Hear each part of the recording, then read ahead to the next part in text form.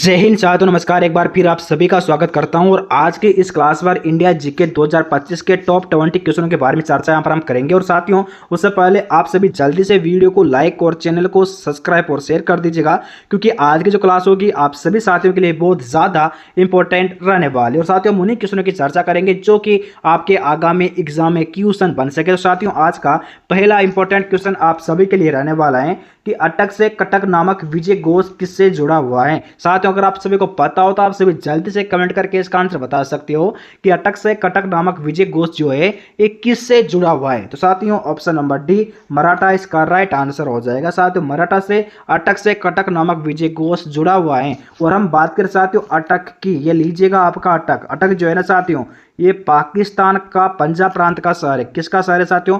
पाकिस्तान के पंजाब प्रांत का शहर है कौन सा? अटक। और बात करें साथियों कटक की, ये लीजिएगा आपका कटक। जो कटक जो है ना साथियों, ये उड़ीसा का शहर है। किसका शहर है साथियों? उड़ीसा का शहर है। और हम बात करें कि उड़ीसा की राजधानी कौन सी है, तो इसका आंसर होगा भुवनेश्वर। भुवनेश्वर जो है साथियों, ये उड़ीसा की राजधानी है। और हम बात करें उड़ीसा की भाषा की, तो साथियों इसकी भाषा को ओडिया बोला जाता है। उड़ीसा की भाषा को क्या बोला जाता है साथियों? इसे ओडिया बोला जाता है। उड़ीसा की राजधानी कौन सी है? भुवनेश्वर है। और हम बात करें उड़ीसा के प्रसिद्ध भोजन की, तो साथियों कौन सा है? होगा बाकला। बाकला जो है ना साथियों, ये उड़ीसा का प्रसिद्ध भोजन है। ठीक है, अगले क्वेश्चन के यहाँ पर हम चर्चा करते हैं जो कि काफी इंपॉर्टेंट है, बार बार एग्जाम में क्वेश्चन आता है कि किसने 1792 में, कब साथियों? 1792 में गीत गोविंद का अनुवाद किया। किसने 1792 में गीत गोविंद का अनुवाद किया? तो इसका आंसर होगा option number A Sir William Jones, इसका राइट आंसर हो जाएगा। और साथियों, इसने कब किया? 1792 में। 1792 में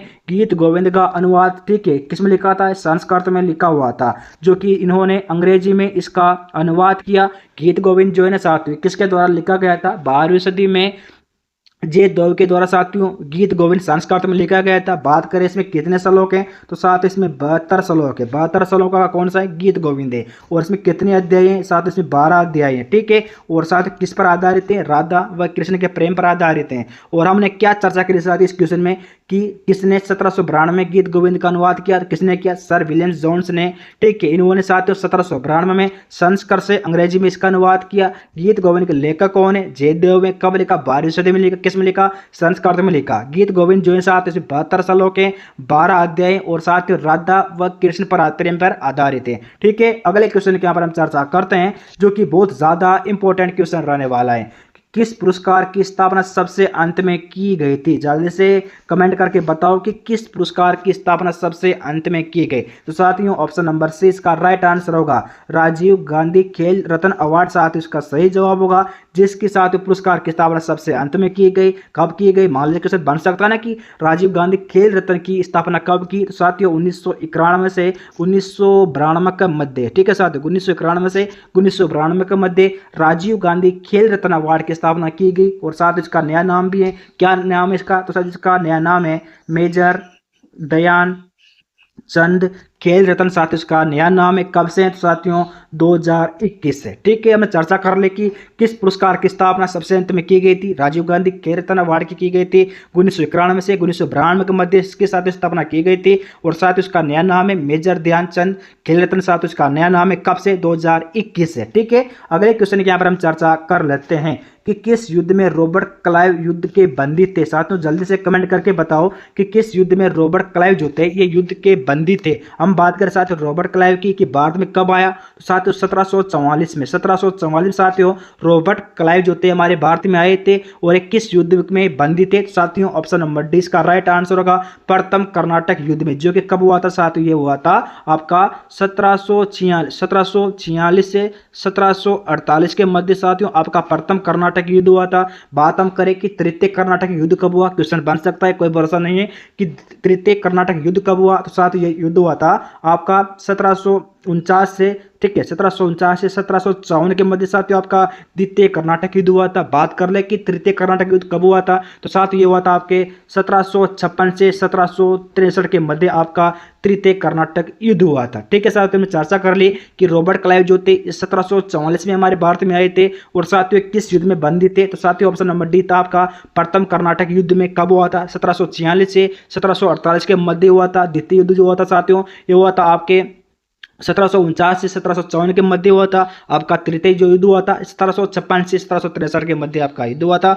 आपका ऑप्शन नंबर डी सही जवाब था। ठीक है साथियों, अगले क्वेश्चन की यहाँ पर हम चर्चा कर लेते हैं कि भूदान योजना की शुरुआत किसने की। साथियों क्वेश्चन भी बहुत ज्यादा मोस्ट इंपोर्टेंट रहने वाला है और साथियों आपके आगामी एग्जाम में क्वेश्चन आपको देखने को मिल सकता है कि भूदान योजना की शुरुआत किसने की थी। तो साथियों ऑप्शन नंबर डी इसका राइट आंसर होगा आचार्य विनोबा भावे ने साथियों भूदान योजना की शुरुआत की थी। कब की गई थी? तो साथियों 1951 में। ठीक है, अगले क्वेश्चन की यहाँ पर हम चर्चा करते हैं जो कि साथियों बहुत ज्यादा इंपॉर्टेंट क्वेश्चन रहने वाला है कि नील दर्पण नामक नाटक किससे संबंधित है। तो साथियों इसका आंसर होगा ऑप्शन नंबर ए नील विद्रोह से। और साथियों जो नील विद्रोह जो हुआ था ये हुआ था आपके 1859 से 1860 के मध्य। साथियों कहां पर हुआ? बंगाल में हुआ था। इस साथियों कौन सा विद्रोह था? तो प्यारे विद्यार्थियों ये किसान आंदोलन था। ठीक है, अगले क्वेश्चन के यहाँ पर हम चर्चा करते हैं जो कि साथियों बहुत ज्यादा इंपॉर्टेंट रहने वाला है। क्वेश्चन में साथियों बार बार एग्जाम में आता रहता है, साथ इसलिए आप 5 स्टार कर दीजिएगा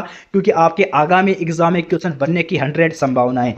कि इनकलाब जिंदाबाद का नारा किसने दिया? जल्दी से कमेंट करके बताओ कि इनकलाब जिंदाबाद का नारा किसने दिया था। तो साथियों ऑप्शन नंबर ए इसका राइट आंसर होगा हजरत मोहिनी ने। साथियों किसका नारा दिया गया? इनकलाब जिंदाबाद का नारा दिया गया था। और साथ इसका मतलब क्या होता है? तो साथियों इसका मतलब होता है कि क्रांति, ठीक है, क्रांति अमर रहे। ठीक है, क्रांति अमर रहे। और साथियों नारा कब दिया गया? प्यारे विद्यार्थियों नारा दिया गया था आपके 1921 में हजरत मोहिनी के द्वारा इनकलाब जिंदाबाद का नारा दिया गया था। इसका मतलब है साथियों कि क्रांति अमर रहे। ठीक है, अगले क्वेश्चन के यहाँ पर हम चर्चा कर लेते हैं कि भारत के स्वतंत्रता संग्राम के दौरान किस आंदोलन की शुरुआत दांडी से हुई थी। तो साथियों ऑप्शन नंबर ए आप सभी का राइट आंसर होगा सविनय अवज्ञा आंदोलन। साथियों इसका सही जवाब होगा। और साथियों 12 मार्च, ठीक है, 12 मार्च 1930 को साथियों ये आंदोलन हुआ था। अगले क्वेश्चन के यहाँ पर हम चर्चा करते हैं जो कि बहुत ज्यादा इंपॉर्टेंट क्वेश्चन रहने वाला है कि राजमाला भारत के किस राज्य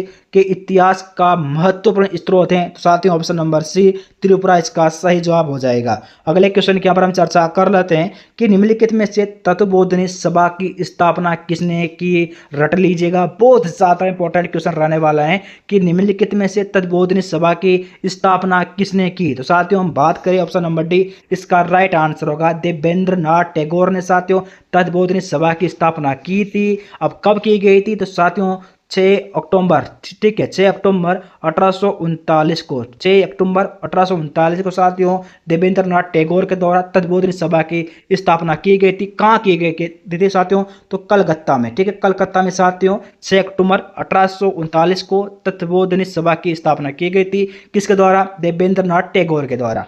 ठीक है, अगले क्वेश्चन के ऊपर हम चर्चा करते हैं जो कि बहुत ज्यादा इंपॉर्टेंट क्वेश्चन रहने वाला है कि निम्नलिखित में से किसे दक्षिणेश्वर का संत कहा जाता है। तो साथियों option number D Ramakrishna Paramahamsa इसका राइट आंसर होगा। और साथियों आप सभी का ऑप्शन नंबर डी सही जवाब हो जाएगा। अगले क्वेश्चन के यहाँ पर हम चर्चा करते हैं कि किस समाजवादी नेता ने जेल से भागकर भारत छोड़ो आंदोलन में हिस्सा लिया था। तो साथियों ऑप्शन नंबर डी इसका राइट आंसर होगा राम मनोहर लोहिया इसका सही जवाब होगा। यानी कि साथियों ऑप्शन नंबर डी आप सभी का राइट आंसर होगा। अगले क्वेश्चन के यहाँ पर हम चर्चा कर लेते हैं कि निम्नलिखित में से किस आंदोलन की शुरुआत नमक कानून को तोड़ने से हुई थी। तो साथियों ऑप्शन नंबर बी इसका राइट आंसर होगा सविनय अवज्ञा आंदोलन। साथियों इसका सही जवाब होगा। और साथियों कब हुआ था? तो साथियों 12 मार्च। ठीक है साथियों 12 मार्च 1839 को कौन सा आंदोलन? सविनय अवज्ञा आंदोलन। ठीक है, अगले क्वेश्चन के यहाँ पर हम चर्चा कर लेते हैं कि कौन सा 18वीं शताब्दी में भारत का सबसे महत्वपूर्ण उद्योग था। तो साथियों ऑप्शन नंबर सी सूती कपड़ा इसका राइट आंसर होगा। ठीक है, अगले क्वेश्चन के यहाँ पर हम चर्चा करते हैं जो कि बहुत ज्यादा इंपॉर्टेंट क्वेश्चन रहने वाला है कि निम्नलिखित में से किस घटना ने भारत में फ्रांसीसियों पर अंग्रेजों का वर्चस्व स्थापित किया। तो साथियों किस घटना ने किया? तो ऑप्शन नंबर डी इसका राइट आंसर होगा वांडीवास की लड़ाई जो कि साथियों कब हुई थी। अगर हम बात करें वांडीवास की लड़ाई की तो साथियों ये जो हुई थी आपके 12 जनवरी, ठीक है, 12 जनवरी 1760 को कौन सी लड़ाई हुई थी? वांडीवास की लड़ाई हुई थी। ठीक है, अगले क्वेश्चन के यहाँ पर हम चर्चा कर लेते हैं कि बक्सर की लड़ाई के बाद निम्नलिखित में से किस संधि पर हस्ताक्षर किए गए थे। तो साथियों ऑप्शन नंबर डी इसका राइट आंसर होगा। बात करें साथियों इलाहाबाद संधि पर, कब किए गए? प्यारे विद्यार्थियों 12 अगस्त, 16 अगस्त 1775 के, सॉरी 1765 के मध्य, ठीक है, किस संधि पर? इलाहाबाद की संधि पर। अगले क्वेश्चन की यहाँ पर हम चर्चा करते हैं जो कि बहुत ज़्यादा इंपॉर्टेंट रहने वाला है कि वह शासक जिसने एक सच्चे जैन मुनि की तरह उपवास के द्वारा शरीर त्याग कर दिया था, कौन था साथियों? तो option number B Chandragupta Maurya इसका राइट आंसर हो जाएगा। ठीक है साथियों, अगले क्वेश्चन के यहाँ पर हम चर्चा करते हैं जो कि बहुत ज़्यादा इंपॉर्टेंट रहने वाला है कि निम्नलिखित में से त्रैन का प्रथम जो कि साथियों 1191 को युद्ध हुआ था, ये किसके मध्य लड़ा गया था? यानी कि साथियों निम्नलिखित में से त्रैन का प्रथम युद्ध जो कि 1191 ईस्वी में हुआ था, किसके मध्य लड़ा गया था? तो साथियों ऑप्शन नंबर ए इसका राइट आंसर होगा। मोहम्मद गौरी और पृथ्वीराज तृतीय के मध्य साथियों कौन सा युद्ध हुआ था? त्रैन का प्रथम युद्ध कब हुआ था साथियों? 1191 ईस्वी में। ठीक है।